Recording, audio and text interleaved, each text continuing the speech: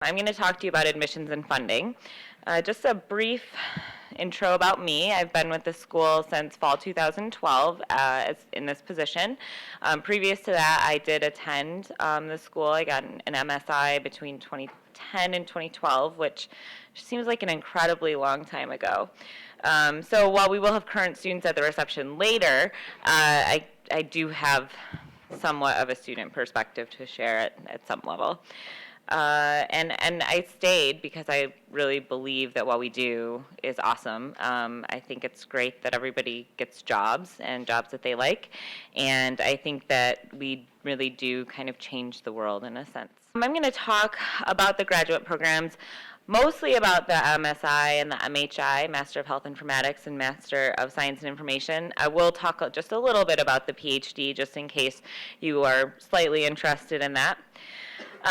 So we do have two master's degrees. The Master of Science and Information program will have generally classes between 160 and 180 people. That can vary just a little bit, but it's kind of stayed between those numbers, and that's probably what it will stay at. The Master of Health Informatics is in its fourth year, and they're expecting to enroll about 30 students this year. We do have a new Bachelor of Science and Information. Currently, that is for juniors and seniors who already attend the University of Michigan. So a lot of people ask, what do you look for in an applicant? And as the slide says, we look at everything. So we're going to look at your background, your work experience, if you have any, and if you don't, that's okay. We definitely have people come straight from undergrad. We'll look at your writing, we'll look at your test scores and your GPA, and we will look at your recommendation letters. And so that really means that we do a holistic review of your application. No application is exactly the same. As Katie said earlier, we have over 100 different undergraduate majors. So when I get the question, so what's a typical student like here? To be honest, there isn't one. And I think that that's what makes the program really, really interesting. There's a lot of group work, and so when you're working with different people, people are coming at problems from different experiences, different backgrounds, different, professional levels, different disciplines that they studied in undergrad, and so you're really getting a whole comprehensive view of the information questions that you're trying to answer. So we do require the application, transcripts, resume. There's 2 essays. The GRE is required, and 3 letters of recommendation. And so at this point, mid-October, we are about 3 months away from the early January 15th deadline, which I'll talk about in a little bit. And it's a really good time if you haven't taken the GRE and you're planning on applying this year to really start thinking about that. And then also, as soon as you start your application, you can have your recommendation, you can have your recommenders contacted through that system. Best to do that as early as possible. Those are the 2 things that can kind of hold people up. And so the rest of it is kind of under your control, where those are it can be more outside of your control. And then if you're an international student and you don't have a degree from an English-speaking institution, we would require the TOEFL and then a financial statement. We do have rolling admissions, which means if you apply, anytime that you apply, we will kind of review in the order that it came in, more or less. But we don't really start reviewing until January. So if you turn your application in tomorrow, it doesn't mean you're going to get an earlier decision. And the reason for that is most of our applications come in around that January 15th deadline, and so we kind of do the bulk of getting through those at that point. If you apply after that date, you're kind of rolled into that, and so it's not like, well, we're going to review all of these first and then review you. And then as the season goes on, we've done the majority of reviews, and so it just kind of keeps rolling on at that point. Something that's different for the MHI program in terms of the application, the MHI, in addition to the GRE, would also accept the MCAT, the LSAT, the DAT, and the GMAT. And so that's for the Master of Health Informatics program only. The PhD is for somebody who wants to do research, essentially, for their career. you either want to be a faculty member or you want to work in research in the industry. The master's degrees, both of them, are to get a professional degree to work in the field. And so that's like the main difference. And so that's another, kind of just basic question that I get a lot. Yes, you can start the application at any point, and enter, I think, like the first page, which is your, basic information, you have to enter all at once. But then you can work on it forever. Well, you could actually work on it forever, but we will only accept it for this admission season. Yeah, and I would say get it started now so that when, if it's January 10th and you're like, I feel like I have to do all of this in 5 days, don't feel like that. Get it started now, upload, your transcript if you're done with school. Get that part out of the way. If you upload an essay and then you decide, January 13th, you want to make some edits to it, go ahead and make some edits to it. So I would encourage you to actually start it early, and especially to get those recommendations out. If you have your GRE scores sent electronically to us, which you should do if you're planning on applying, when you take the GRE, you'll enter the schools you want your scores sent to. Those come we say a week. They generally come within like 3 days. So if you took it on January 12th, I don't know what day of the week that is. It's very hypothetical at this point. If you took it on January 12th, and you called us and you said, my application is in, I can tell you my verbal score, I can tell you my quant score, because they'll give you those immediately. My writing score will be coming, we would still probably qualify you for the January 15th deadline. It's mostly about staying in touch with us. And so if you would want to call us and tell us that so that we know. But in general, you could take it, really pretty close to that deadline. The thing is, though, if you are nervous, and this is what I did, I took it twice. You can take it like every 30 days, I think up to 5 times a year. And so if you're thinking that you might want to take it twice, you'd obviously want to take it in December. And then we will take your best sitting. And so if you take it once in December and then you take it in January and you say, well, I really like my December score, call us and tell us that. We won't take your best verbal and your best quant. We'll take the best overall when you sat to take that test. And so that's something to keep in mind too.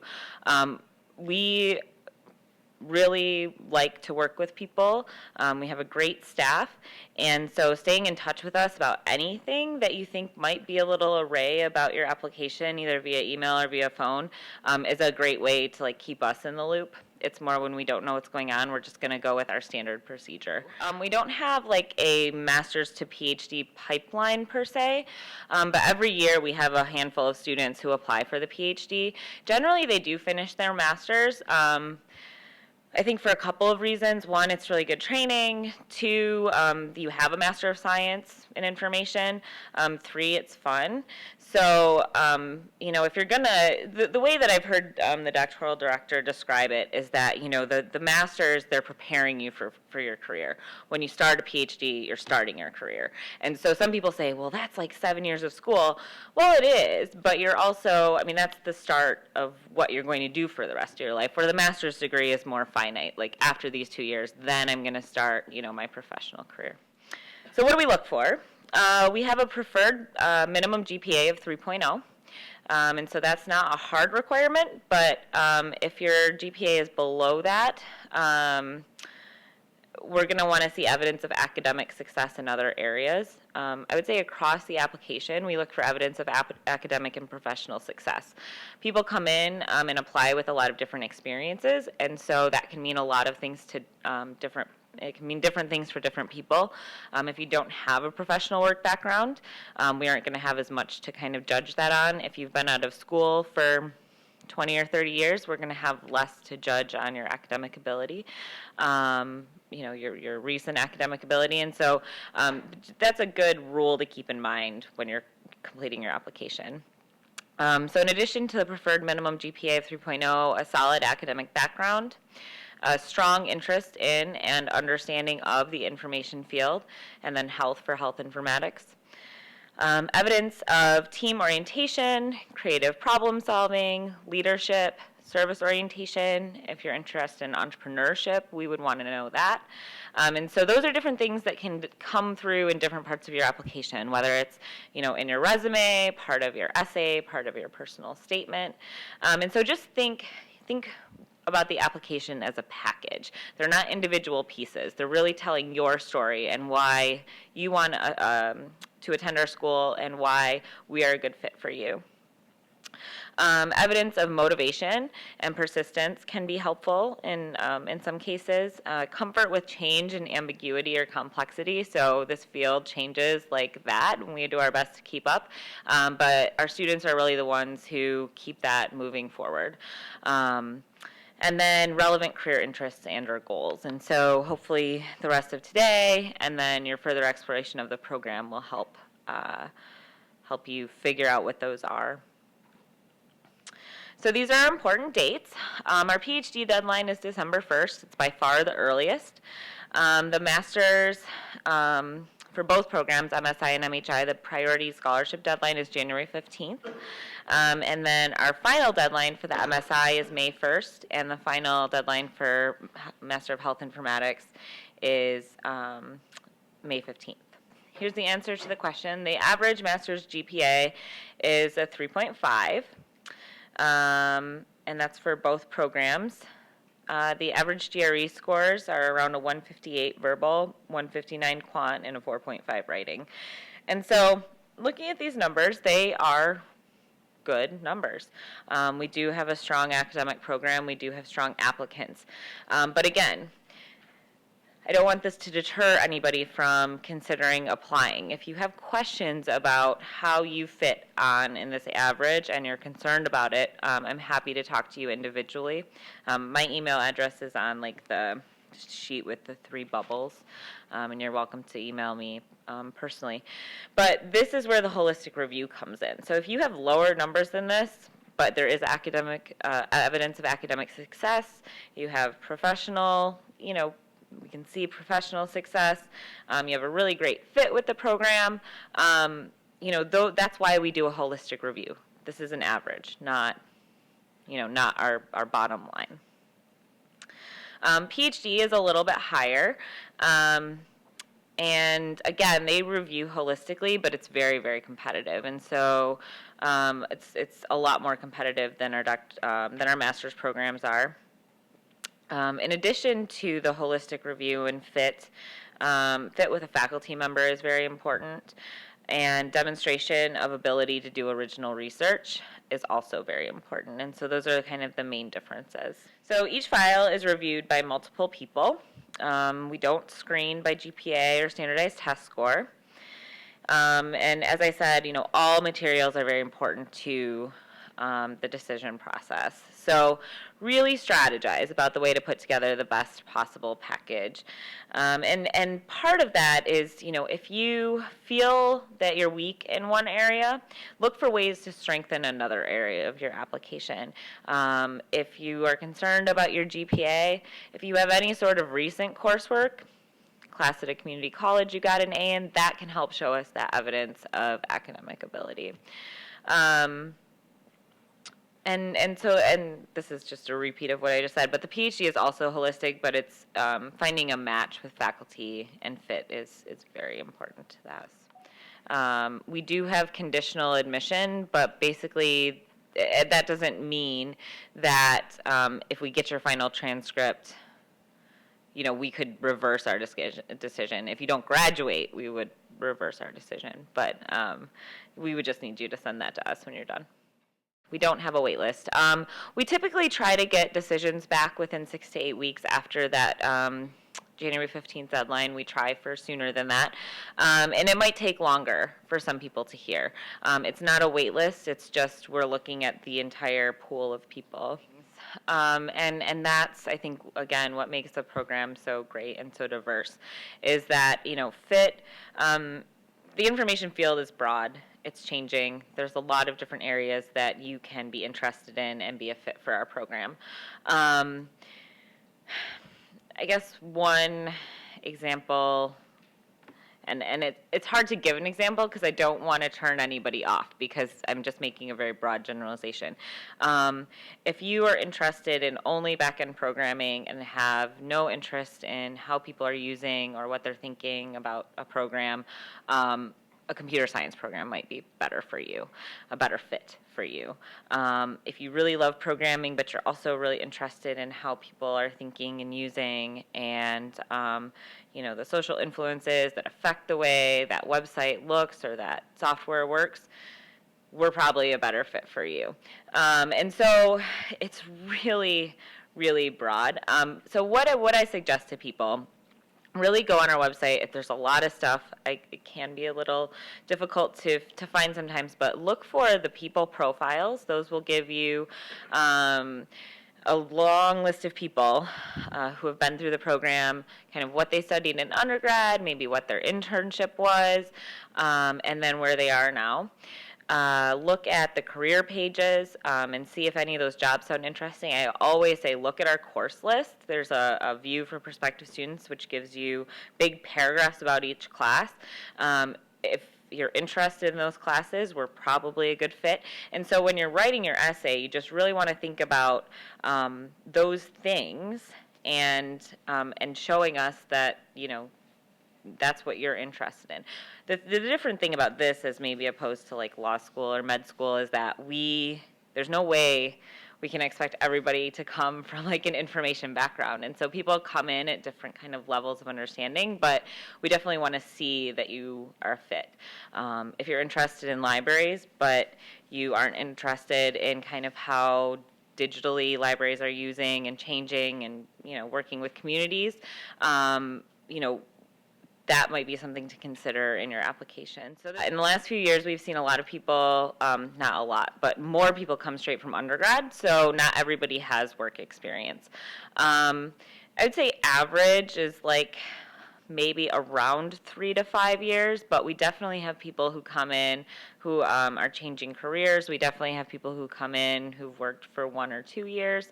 And so again, it's just a broad diversity, and we, obviously take that into account on the application too. Mostly the section is for masters. There will be one quick slide on PhDs, but PhD students are fully funded, generally through GSRA, Graduate Student Research Assistant, or Graduate Student Instructor positions. The PhD students, so that's fully funded for the degree as long as you're making progress. For the master's students, there are scholarship and assistantship opportunities. They're very competitive. So most every student, even if they do have a scholarship, is making a significant investment. There are great opportunities out there to pursue, so spending time investigating these is really, really important. And so I will talk a little bit more about, kind of the individual pieces of this as we move forward. As I said, for PhDs, most of that comes from working on research with the faculty advisor or teaching, generally either master's level classes at the School of Information, sometimes other departments, or then sometimes outside of the school as well. So some general tips for pursuing funding for your master's degree. Start early. And when I say early, I mean start now. There are lots and lots of opportunities for funding and lots of places that you can look. And so think broadly. We have quite a comprehensive session on our website. We also have, it's just a Google Doc spreadsheet that has scholarships that we've found and that our students have gotten in the past. But look everywhere. Look at your local Knights of Columbus. Look, somewhere in your community that, might provide a $5,000 or $1,000 scholarship. We generally can match or double match that, and so $1,000 could turn into $3,000. And so our students' funding packages look different every semester. Our domestic students generally do have loans. They're generally working a part-time job, and then if they have any scholarship money, that definitely plays in and can help. So remember that securing funding begins when you're an applicant and continues through your degree. It's not, oh, now I'm accepted, now I look for scholarships. The scholarships on our spreadsheet are for people who, they're most, we've tried to, all of them should be eligible to you as an applicant. You'll probably have to prove that you're admitted, but you can start applying now. The other best thing that you can do is to stay in touch with us. So if you really need funding to attend, it's not to say that if you email us once a month that you'll be guaranteed funding, but if the scholarship process was between you and somebody else and it's April and we have more money to give, and you're even, but you've been in touch with us throughout the year, you're much more likely to get that scholarship. UMSI does do merit tuition scholarships. They are based on merit, but like I said, we do multiple rounds. So if it's the third round, merit is still a factor, but that staying in touch with us can be a factor as well. Typically, our merit scholarships are half tuition for 4 terms. There's no need to apply separately. Every single person that applies is eligible. We review you for a scholarship. People who are considering part-time, there's no button on the application that says part-time versus full-time, and so everybody is reviewed for a scholarship. There's also University Library Associates Program and Bonk Assistantship, and those are for people interested in working in an academic library or archives at the university. And so we'll be sending information out about that soon. Master of Health Informatics funding, they also have merit scholarships that range from partial to full tuition, and again, very competitive. About a quarter of master students will receive a scholarship. Some students are able to obtain research assistantships or graduate student instructor positions. Those are rare. People ask about those, and what we never want is for you to count on getting one of those to fund your education because they are rare. If people get them, often it's in a second year after kind of having some time to navigate and build relationships, and so about 20 of our students get that each year.